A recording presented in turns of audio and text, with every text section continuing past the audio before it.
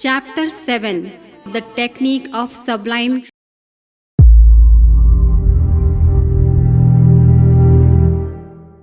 Never failing sadhana. Man has his own limitations like a child. He potentially gets infinite strength from his creator, the omnipotent God. This, however, is conditional. Children do not know proper utility of objects and cannot take care of them. So, they are given cheap toys, petty balloons, rattles, whistles, lemon juice, toffees, etc. When a child grows up, understands his responsibilities, he gets everything in inheritance without demanding anything. For this, he is not required to beg, beseech pathetically, or offer prayers. God and divinized human beings are keen to give 1,000 times more than what we ask for, provided we have demonstrated our competence to utilize the divine gifts for noble and altruistic purposes and not for gratification of our perversely petty, egoistic desires and hungers. It does not serve any purpose to give false assurances for the future. Proof has to be furnished how whatever has been given so far has been utilized. This is the basis of preparing the history sheet, which is examined before promotion is granted. I had to give convincing proof of my competence and sincerity during past several births. When everything was found to be in order, gifts and grace were showered on me. Whatever Sugriv, Vibhishan, Sudama, Arjun got and whatever they did was not the result of their own ego-centered efforts. The supreme power of God was working behind. Canals get water from rivers. Distributaries which supply water to the fields get it from the canals. If there is any disorder or mishap anywhere, there is bound to be a breakdown in the entire chain. Man can establish intimate relationship with God on some definite basis. There is no scope in it for anything like flattery. God does not play favorite with anyone. He is bound by the laws underlying the smooth working of his cosmos. He is impartial. My personal competence is almost insignificant. Whatever has been accomplished should purely be considered the result of divine grace, most of which is being showered not directly but through the medium of my Gurudev, although it hardly makes any difference. How could this sublime achievement be possible? It was possible by cultivation of competence or worthiness. It is also known as Jivan Sadhana. It is intimately related to Upasana. Electric current flows through a metal wire and not through wood. A dry log of wood burns far more quickly and brightly than a wet one. A mother takes up a child into her lap when he is neat and clean. If he is stained with filth and dirt, she will first wash and clean him and then take him in her lap and feed him.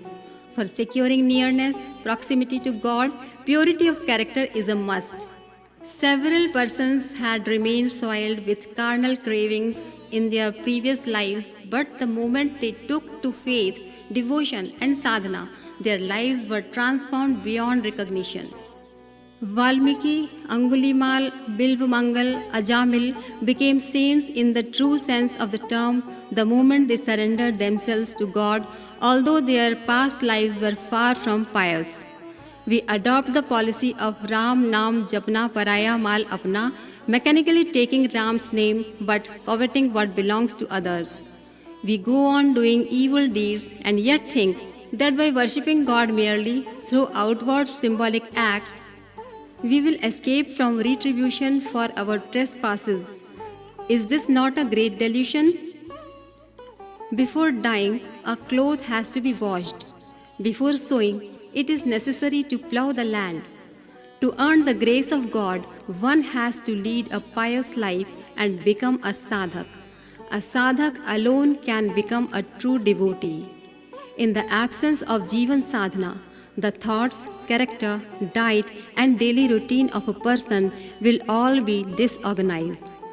Such a person will always remain restless on account of greed and desires, and he will never be able to concentrate his mind.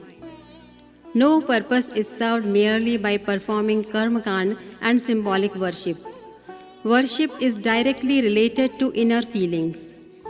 With such sublimated feelings alone, a person is able to assimilate righteousness in his attitudes, actions, and nature.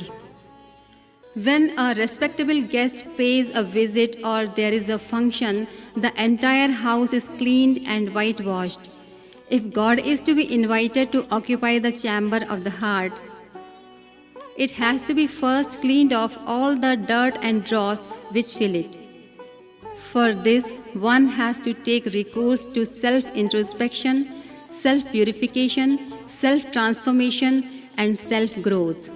These facts were explained to me and I thoroughly assimilated them. After all, why do we lead a contemptible life? Greed, delusion, and pride, these three are at its root. A man having these vices is bound to be dragged towards hell. Actions are shaped by our subtle tendencies. Our physical body is governed by our mind.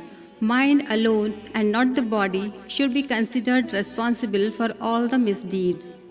Keeping this fact in view, I considered it appropriate to cut the root of poisonous tree and started Jivan Sadhana considering mind as the basis. Crimes are often committed due to economic compulsions and temptation. A pledge was therefore taken by me to lead a simple life of an average Indian. Whatever the income, it should be spent economically according to local conditions on the principle of simple living and high thinking. In principle, most of the people give it lip support, but when it comes to practice, they find it difficult to do so. It requires unshakable firmness and resolve, as members of the family have also to be prepared to follow it strictly, not only in principle but also in practice. The greatest difficulty in this connection is about the attitudes prevalent in the society. People think that when everybody is indulging in riotous merrymaking on his well-earned or ill-gotten wealth, why should we exercise control on ourselves? It is very difficult to convince members of the family in this matter. Still, if we practice what we preach and try to convince people by logic, facts, and results, and our resolve is firm, it is well nigh impossible that persons close to us will not be influenced. If economic malpractices are sought to be eradicated, it is necessary to educate the minds of people on these lines. With this belief, I remain firm in my convictions. Our family in Ghiya Mandi, Mathura consisted of 5 members. Till we came to Haridwar in 1971, we managed our expenses within 200 rupees per month. This could be possible by thrift and by maintaining a standard different from others, although my income was above average as I had inherited ancestral property. It was also spent in the education of children of other members of the family, and nothing was accumulated to breed vices and addictions. Thus, an important aspect of Jivan Sadhana could be practiced. A man has a propensity for adorning, embellishing, and enriching one's own family, and he wants to leave huge wealth in succession at the time of his death. Children of people who indulge in unrestrained gratification of desires are bound to become addicted to luxuries of all sorts, and thus a chain of extravagance and squandering of money starts. Ill-gotten wealth is bound to be spent in licentious living. I learnt a lesson from experience of the downfall of others and did not allow such an outlook to enter in my home. Thus, a cultured, refined family grew up. People squander away a lot of money and time in bragging, pomp and show, ornamentation and fashion. There was no scope in my life for such ego-inflating and self-glorifying trivialities, as an atmosphere of Brahman-like politeness and simplicity was maintained throughout my personal and family life. We had formed the habit of doing all domestic chores with our own hands. For years, Mataji grinded flour at home and prepared meals herself for the family and guests. A domestic servant had to be engaged only when, on account of extraordinary expansion of mission's work, it became difficult for her to spare time for household work. It is a false notion, born out of a perverted sense of values, that those living in pomp and show are regarded great, while those living in simplicity are considered to be unlucky or backward. It did not ever apply in my case. It would have been a different matter if poverty had become our lot on account of sloth or incompetence. But in our case, it was a voluntarily and gladly adopted way of life in adherence to high and noble ethical principles. None of my relatives, friends, etc., who came in my contact regarded it as poverty, but as an example of setting Brahman traditions. There are people who, by giving up chilies or putting on wooden sandals, make loud proclamations of their simplicity and righteousness. Spiritual life is truly lived by and consciously endeavor every moment to transform his entire way of life into that of a true Brahman. This entails a gradual and long sadhana. In this respect, I rigorously trained myself and also all those who were linked with me. Life is affected by accumulated evil tendencies and habits. Passion, anger, greed, delusion, pride, and jealousy all tried to deflect me from the righteous path, but they were chased away before they could establish a foothold in my sight. They succeed only when a person is caught unawares or lowers his guard. I kept a constant watch on my attitudes, gun, actions, karma, and nature, swabhav, with a view to ensuring that righteousness of a sadhak has been incorporated in them. It is a matter of satisfaction that I can humbly claim to have emerged victorious. At birth, everybody is crude and unpolished. Every soul brings with it from previous lives more or less load of evil tendencies and impressions. They are not eradicated all of a sudden. Grace of the Guru or Puja Path rituals also does not serve this purpose. The only way is to struggle hard against the evil tendencies. A parallel army of noble thoughts, duly trained, should be kept in readiness to fight it out as soon as an evil thought creeps in. Evil thoughts and tendencies cannot exist for long if they are not allowed to consolidate their position in our minds. Their strength is limited. They mainly depend on habits and conventions, while good thoughts have always the strong support of logic, facts, proof, wisdom, etc.